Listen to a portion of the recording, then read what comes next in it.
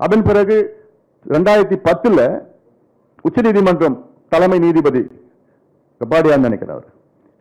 அவர் என்ன பண்ணிட்டாரு, இந்த வழக்கை எடுத்துக்கிட்டு அவர் சொன்னாரு, எனக்கு 9வது அட்டவணையில் இருந்தாலும் எனக்கு கவலை இல்லை, நான் இது எடுத்து நான் கொண்டு வருவேன், இது ஒரு வழக்கை எடுத்துப்பேன்னு சொல்லி எடுத்துக்கிட்டார்.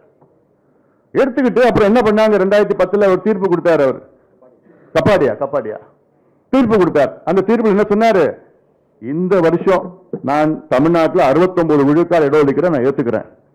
ஆனால் ஒரு ஆண்டிற்குள் தமிழக அரசு ஜாதிவாரி கணக்கெடுப்பு நடத்தி தமிழ்நாட்டில் 69 விழுக்காடு மக்கள், பிற்படுத்தப்பட்ட மக்கள், தாழ்த்தப்பட்ட மக்கள், பழங்குடி மக்கள், மிகவும் பிற்படுத்தப்பட்ட மக்கள் இருக்கிறார்களா என்று எனக்கு ஆதாரம் வேண்டும், டேட்டா வேண்டும், ஓராண்டிற்குள் டேட்டா வேண்டும் என்று உச்சநீதிமன்ற நீதிபதி கபாடியா 2010 தீர்ப்பு வழங்கி போயிட்டார்.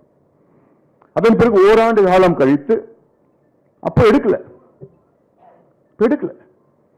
அந்த நேரத்தில் கலைஞர் தான் இருந்தார். அப்போ எங்க மருத்துவர் ஐயா அவர்கள் கலைஞரை பார்த்தீங்க பாருங்க, தீர்ப்பு வந்துருச்சு, உச்சநீதிமன்றம் தீர்ப்பு வந்துருச்சு, தயவு செய்து எடுங்கன்னு, சரிங்க பார்க்கலாங்க, நிச்சயமா நான் செய்யறேன். ஒன்றும் நடக்கல.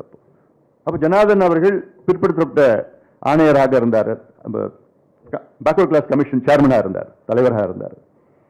அவர் என்ன பண்ணிட்டாரு, 1931 சென்சஸ், கடைசியா நடந்த சென்சஸ், சட்டநாதன் அவர்கள் எடுத்த கணக்கெடுப்பு, சட்டநாதன் அவர்கள் சென்சஸ் எக்ஸ்ட்ராபுலேட் பண்ணிட்டார். 31 மக்கள் தொகை எவ்வளவுனா 69 70 எவ்வளவு இருக்கும், 31 எடுத்த கணக்கெடுப்புல எக்ஸ்ட்ராபுலேட் பண்ணிட்டார். அம்பாசங்கர் அவர்கள் பிறகு 84 85 வந்தாரு. அவர் கணக்கெடுப்பு, அவர் எடுத்த டோர் டு டோர் எனுமரேஷன், இது எல்லாம் சேர்ந்து ஜனார்தன் அவர்கள் ஒரு கம்பைல் பண்ணி இங்க 69க்கு மேல தமிழ்நாட்டில் இருக்கிறாங்க அப்படின்னு சொல்லி உச்சநீதிமன்றத்தில் ஓரளவுக்கு ஜஸ்டிஃபை பண்ணார். அதனாலதான் உச்சநீதிமன்றம் அமைதியா இருந்துட்டாங்க. அமைதியா தான் இருக்கிறாங்க தவிர அந்த கேஸ் இருக்கு. அதன் பிறகு 2017 ஒருத்தர் வழக்கு போட்டார் உச்சநீதிமன்றத்தில், 18 இன்னொருத்தர் கேஸ் போட்டார்.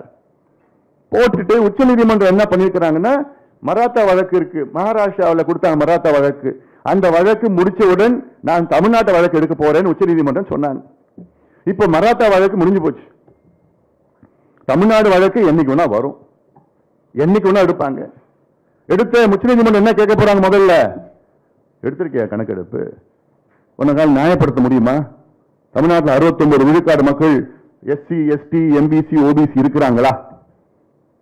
என்ன பண்ணுவார் ஸ்டாலின், என்ன பேச போறாரு, என்ன சொல்லுவாரு, இல்லைன்னு தான் சொல்ல போறாரு.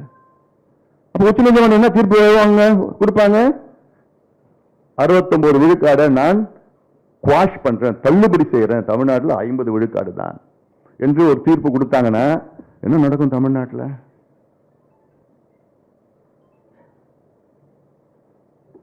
முதல்ல திமுக ஆட்சி அடுத்த நாள் போயிடும்.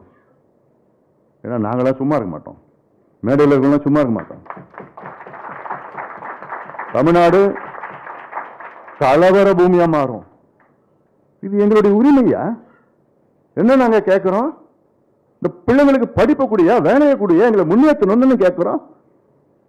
அதுக்கு யார் யார் எந்த நிலையில் இருக்கிறாங்கன்னு கணக்கெடுப்பு நடத்து, அதிகாரம் உங்ககிட்ட இருக்கு. ஏன் பீகார்ல நடத்துறாரு முதலமைச்சர் நிதிஷ்குமார் அவர்கள், அவருக்கு அதிகாரம் இல்லாம நடத்திருக்கிறாரு.